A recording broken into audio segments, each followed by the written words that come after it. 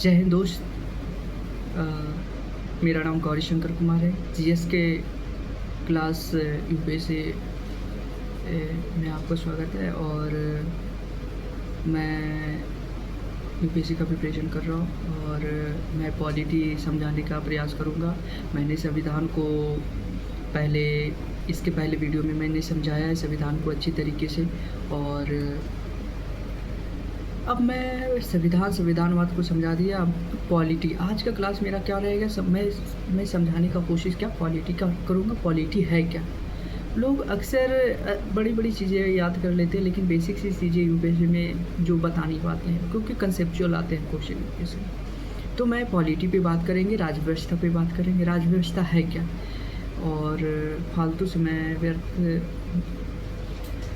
अब डायरेक्ट मैं मुद्दे पे आ रहा हूँ जो मुझे पढ़ाना है। पॉलिटी, राजव्यवस्था क्या है? राजव्यवस्था देखो, राजव्यवस्था संविधान का अनुप्रयोग है, एप्लीकेशन है।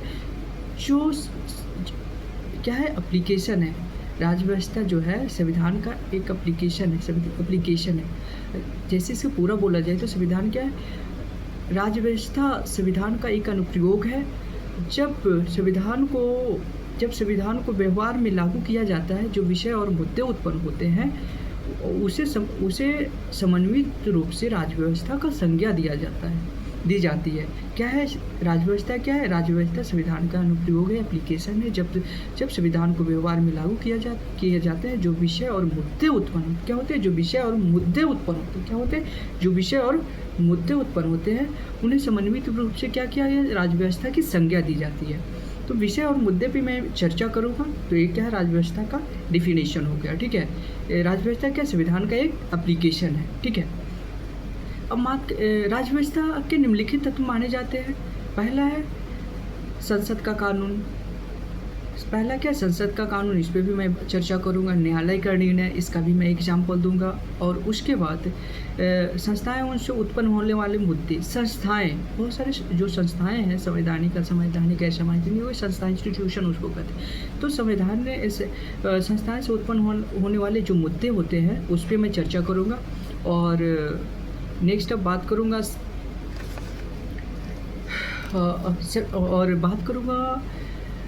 धर्म, जाति, क्षेत्र, भाषा जैसे विषय। धर्म, जाति, क्षेत्र, भाषा जैसे विषय और उनके राजनीतिक क्या है? राजनीतिक में उनकी जो भूमिका है, राजनीतिक में क्या उनकी जो भूमिका, उस पर मैं बात करूँगा। धर्म, जाति, क्षेत्र, भाषा और जैसे विषय पर राजनीतिक में उनकी भूमिका पे मैं चर्चा करूँगा। तो क्या है, मान लो राजव्यवस्था तो बता ही दिए, संविधान का एक आसान भाषा में समझ जाओ राजव्यवस्था क्या है। आसान भाषा में, बहुत इजी लैंग्वेज में। क्या है? संविधान एक थ्योरी है। क्या है? संविधान एक सिद्धांत है और उसका व्यवहार ही राजव्यवस्था है। एकदम सरल शब्दों में आई है, मतलब एक शब्दों में, कम शब्दों में बोला जाए तो क्या है? संविधान एक थ्योरी है, एक सिद्धांत है और उसका व्यवहार ही राजव्यवस्था है। ठीक है। तो यही क्या है? राजव्यवस्था है। राजव्यवस्था के निम्नलिखित तत्व बताएं। पहले तो हम बताएं संसद का कानून। संसद का कानून मतलब जो संसद में बनाया जाता है, वो तो पार्लियामेंट में तो तुम जानते ही हो, लोकसभा, राज्यसभा, जो भी क्या है संसद का कानून क्या है। संघ में क्या लोकसभा, राज्यसभा चलता है, इस पर भी मैं चर्चा करूँगा।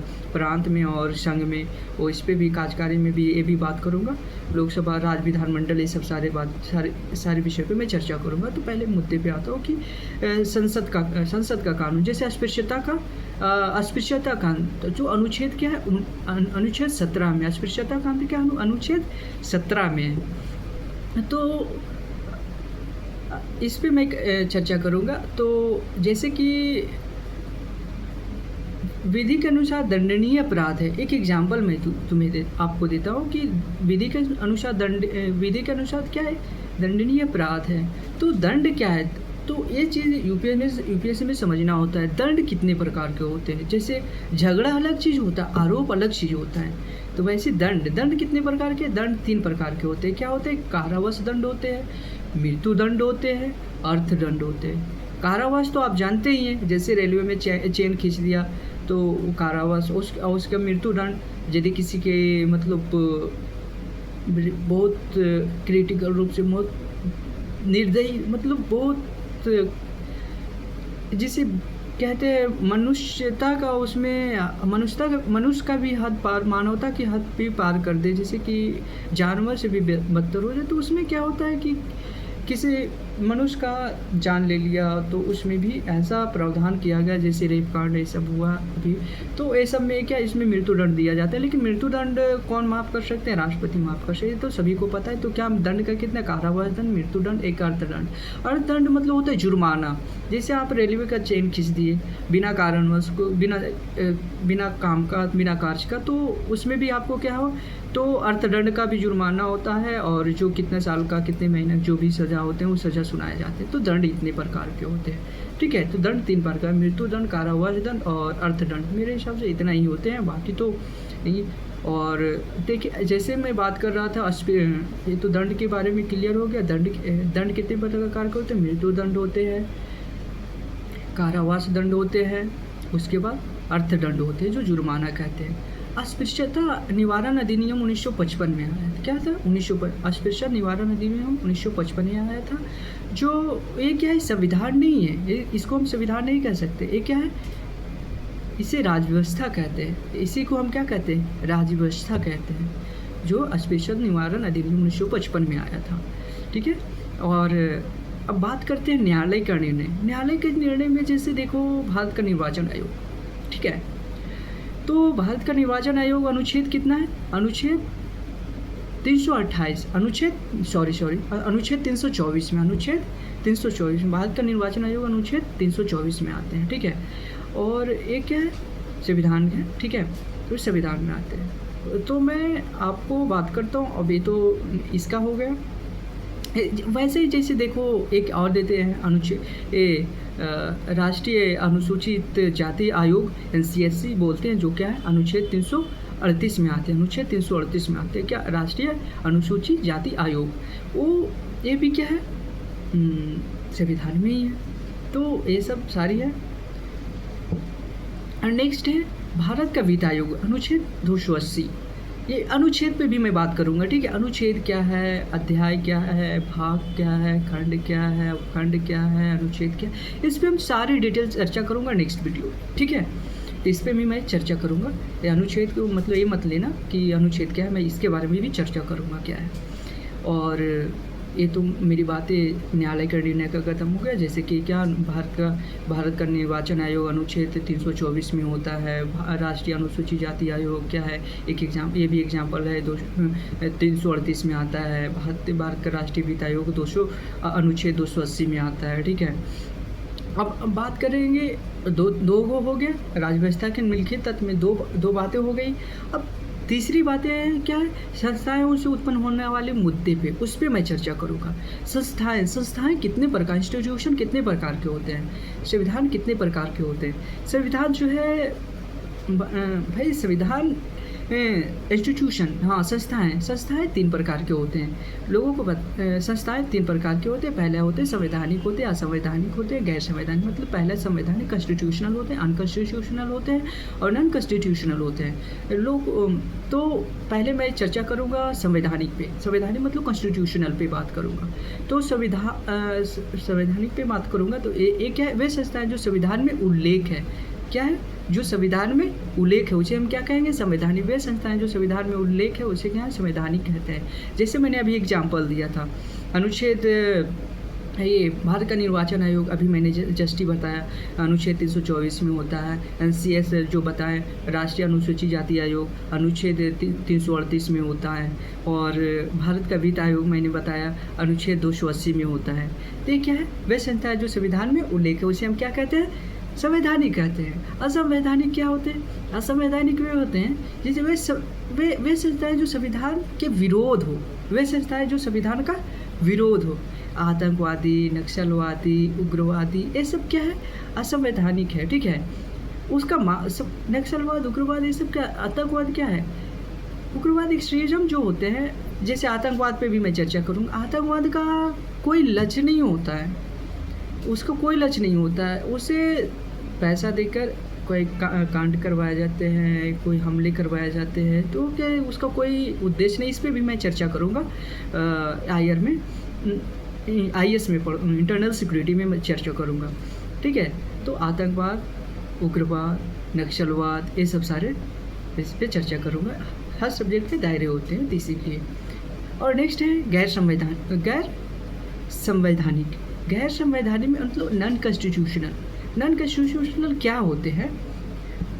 वे संस्थाएं जो संविधान में उल्लेख नहीं है, लेकिन संविधान के आदर्शों को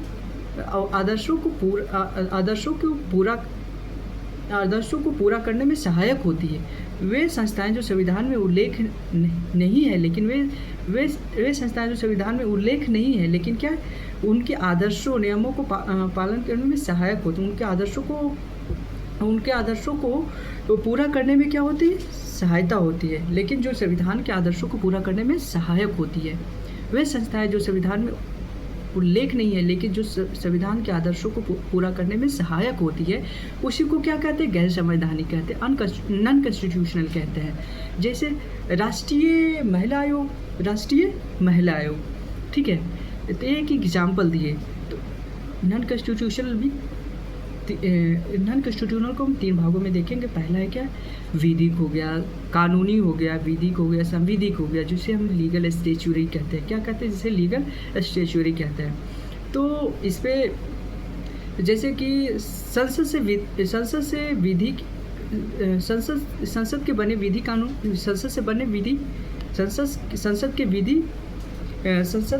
विधि से बने, जैसे कि संसद के विधि से बने विधि, जैसे कानून कहते हैं। संसद के विधि से बने विधि, वही विधि है, ठीक है। अब बात करेंगे नेक्स्ट क्या, किस पे करेंगे? एग्जीक्यूटिव पे करेंगे। किस पे? एग्जीक्यूटिव मतलब कार्यकारी मतलब राष्ट्रपति का आदेश। कार्यकारी, राष्ट्रपति, एग्जीक्यूटिव। पहला तो मैंने बात कर लिया कानूनी, विधिक, संविधिक पे। दूसरा हम बात कर रहे हैं एग्जीक्यूटिव पे। एग्जीक्यूटिव मतलब कार्यकारी में राष्ट्रपति का आदेश होता है। जैसे नीति आयोग में भी मैं अच्छे से चर्चा करूँगा अगले विषय में। दूसरे विषय सब कह रहे हैं, इससे सभी विषय के दायरे होते हैं, उसमें अलग अलग विषय पे मैं चर्चा करूँगा, ठीक है। तो क्या है? नीति आयोग। और जो नेक्स्ट है अन्य, जैसे अदर, जैसे सेल्फ हेल्प ग्रुप होता है, NGO होते हैं। तो ये सब क्या है? नॉन कॉन्स्टिट्यूशनल मतलब गैर संवैधानिक है। तो मैंने क्या संस्थाएं के बारे में मैंने चर्चा किया। संस्थाएं कितने प्रकार के होते हैं? संस्थाएं, फिर से मैं इसको अच्छे से समझ। संस्थाएं कितने प्रकार? संस्थाएं 3 प्रकार के होते हैं। संवैधानिक होते हैं, असंवैधानिक होते हैं और गैर संवैधानिक होते हैं। संवैधानिक के मतलब कॉन्स्टिट्यूशनल में मैंने बात किया था कि वे संस्थाएं जो संविधान में उल्लेख है उसे संवैधानिक कहते हैं। जैसे एग्जाम्पल भारत का निर्वाचन है, अनुच्छेद 324 और NCSC जैसे राष्ट्रीय अनुसूचित जाति आयोग का बात किए थे, अनुच्छेद 338 में बात किए थे। भारत का वित्त आयोग का बात किए थे, अनुच्छेद 280 में बात किए थे। अब नेक्स्ट है असंवैधानिक मतलब अनकॉन्स्टिट्यूशनल की बात किए थे, जिसमें मैंने बात किया था मैंने ये बात किया था कि जो संविधान के वे संस्थाएं जो संविधान के विरोधी हो, जैसे नक्सलवाद, आतंकवाद, इस पे भी मैंने चर्चा किया। और नेक्स्ट है नॉन कॉन्स्टिट्यूशनल मतलब गैर संवैधानिक में क्या बताए थे? वे संस्थाएं जो संविधान में उल्लेख नहीं है, लेकिन जो संविधान के आदर्शों को पालन कर जो पूरा करने में सहायक होती है। वे संस्थाएं जो संविधान में उल्लेख नहीं है, लेकिन जो संविधान के आदर्शों को पूरा करने में सहायक होती है, उसे हम क्या कहते हैं? गैर संवैधानिक कहते हैं। और इसमें भी मैंने 3 पार्ट बताया था। एक बताया था कानूनी, विधिक, संविधिक, जो क्या होता है लीगल स्टैच्यूरी, जो हम बताए थे। संसद की विधि से बने जैसे विधि होते हैं, कानून होते हैं। और नेक्स्ट एग्जीक्यूटिव का कार्यकारी के बारे में मैंने चर्चा किया। उसमें क्या होता है? वो राष्ट्रपति का आदेश होता है, जैसे नीति आयोग बनाया गया। और तीसरा मैंने बात किया था NGO अन्य, ये NGO सेल्फ हेल्प ग्रुप, ये सब तो सारे आप लोग जानते ही हैं जो चलाए जाते हैं। तो इसमें मैंने पूरे समझाने का कोशिश किया। जैसे कि मैंने राज्य व्यवस्था क्या है, राज्य व्यवस्था के तत्व कितने होते हैं, और उसके बारे में मैंने व्याख्या किया। और उसके बाद मैंने न्यायालय का निर्णय का बात की था, न्यायालय का निर्णय का मैंने बात किया, संसद का कानून का मैंने बात किया, दूसरा न्यायालय का निर्णय का बात किया, तीसरा मैंने बात किया संस्थाओं से उत्पन्न होने वाले मुद्दे पर मैंने संस्थाओं से उत्पन्न होने वाले विषय और मुद्दे पर मैंने चर्चा किया। और तीसरा हो गया। चौथा मैंने क्या, जाति धर्म क्षेत्र जैसे धर्म जाति क्षेत्र जैसे विषय पर राजनीति में उनकी भूमिका, उस पर मैंने चर्चा किया। जैसे धर्म जाति क्षेत्र, तो मैं एक टेलर की तरह मैं भी समझा रहा हूँ। और बाकी नेक्स्ट वीडियो में मैं बात करूँगा अध्याय अनुच्छेद के बारे में। मैंने बात कहा तो मैंने इतना बात करूँ next episode. Thank you so much Gaurishankar Kumar. चाहूँ तो मैं एक बार में पूरे अच्छे तरीके से बोल लूँ। चलो ठीक है, जय हिंद।